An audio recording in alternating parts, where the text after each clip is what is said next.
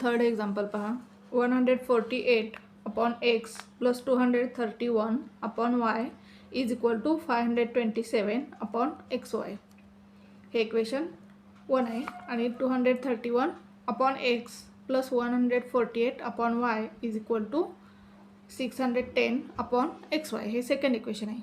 प्रथम काय करू आपण, दोन्ही इक्वेशन्स लिहून घेऊ.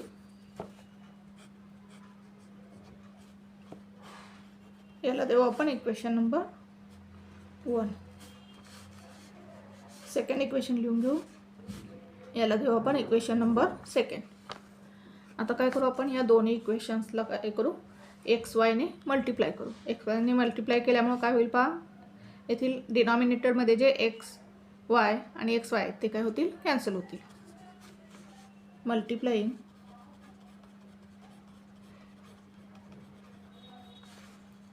by xy to both the sides of equation 1 and 2. आता इक्वेशन 1 घेऊ, त्याला आपण xy ने मल्टिप्लाय करू.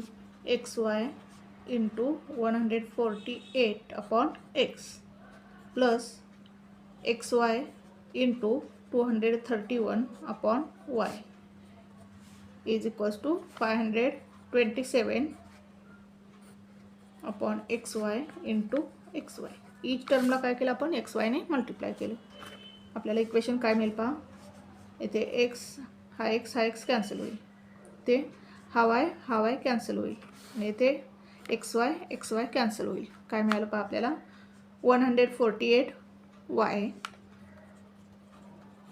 प्लस 231x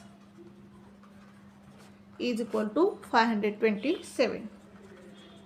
आपण x व्हेरिएबल असलेली टर्म प्रथम लिहू.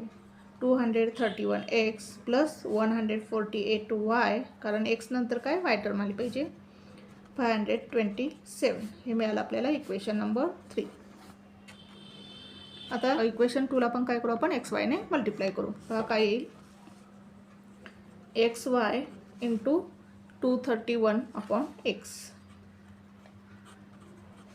Plus xy into 148/y is equal to 610/xy into xy. प्रत्येक टर्मला काय केलं आपण, xy ने मल्टिप्लाय केलं. काय होईल पहा, इथे x कॅन्सल होईल, इथे y कॅन्सल होईल, इथे हा xy आणि हा xy काय होईल, कॅन्सल होईल. काय मिळेल पहा, 231y plus 148x is equal to 610. आता काय करू आपण, x व्हेरिएबल असलेली टर्म प्रथम लिहू. 148x 231y is equal to 610. याला देऊ आपण इक्वेशन नंबर 4. आता इक्वेशन 3 आणि इक्वेशन 4 मध्ये पहा, x आणि y चे कोएफिशिएंट काय झालेले आहेत, इंटरचेंज झालेले आहेत. आता यामध्ये एक्सचा जो कोएफिशिएंट आहे 231, तो काय आहे, इक्वेशन 4 मध्ये वायचा कोएफिशिएंट आहे. आणि 148 जो वायचा कोएफिशिएंट आहे इक्वेशन 3 मध्ये, तो काय आहे, इक्वेशन 4 मध्ये एक्सचा कोएफिशिएंट आहे. म्हणजेच एक्स आणि वायचे कोएफिशिएंट इंटरचेंज झालेले आहेत. अशा वेळी आपण एक्झाम्पल सॉल्व्ह करताना काय करायचं, प्रथम दोन्ही इक्वेशन्सची ॲडिशन करायची आणि नंतर पुढच्या स्टेपला दोन्ही इक्वेशन्सची सबट्रॅक्शन करायची. फर्स्ट आपण काय करू, ॲडिशन करू. Adding equation 3 and 4 we get 3 नंबरचे इक्वेशन आणि 4 नंबरचे इक्वेशन लिहून घेऊ आपण. पहा, 231x plus 148y is equal to 527. Fourth equation, 148x plus 231y is equal to 610. Addition करू आपण. पहा काय येईल आन्सर, 8 + 1 9, 4 + 3 7, 2 + 1 3, 379x येईल. प्लस आता इथे काय ॲडिशन करूया आपण. 8 + 1 9, 4 + 3 7, 2 + 1 3. 379y is equal to 527 plus 610. 7 plus 0 7, 2 plus 1 3 and 6 plus 5 11. काय इक्वेशन मिळालं पहा आपल्याला. 379x plus 379y is equal to 1137. आता काय करू आपण इथे ह्या इक्वेशनला 379 ने डिवाइड करू. Dividing by 379 to both the sides. दोन्ही साईडला काय करू आपण 379 ने डिवाइड करू. काय येईल पहा इथे 379x upon 379 plus 379y upon 379 is equals to 1137 upon 379. इथे काय होईल पहा भाग जाईल 379 1 जर 379 आणि इथे पण 1चा भाग जाईल. इथे पहा कितीचा भाग जाईल 379 इंटू 3 केलं तर आपण काय आपल्याला मिळेल 1137. 379 1 जर 379 आणि 379 इंटू 3चा भाग जाईल. इथे जर आपण मल्टिप्लिकेशन केलं तर आपल्याला काय मिळेल 379 इंटू 3 1137. म्हणजेच आपल्याला इक्वेशन काय मिळालं पहा x plus y is equals to 3. याला देऊ आपण इक्वेशन नंबर 5. आता काय करू आपण या दोन्ही 3 आणि 4 नंबरचं जे इक्वेशन आहे त्यांची सबट्रॅक्शन करू. पहा इक्वेशन 3 आणि इक्वेशन 4 यांची काय करू सबट्रॅक्शन करू आपण. 3 नंबरचं इक्वेशन काय पहा 231x plus 148y is equal to 527. आणि 4th नंबरचं equation 148x plus 231y is equal to 610. यांची काय करू आपण सबट्रॅक्शन करू. आता काय होतील इथे साईन चेंज होतील. इथे प्लस आहे मायनस होईल, इथे प्लस आहे मायनस होईल, इथे प्लस आहे मायनस होईल.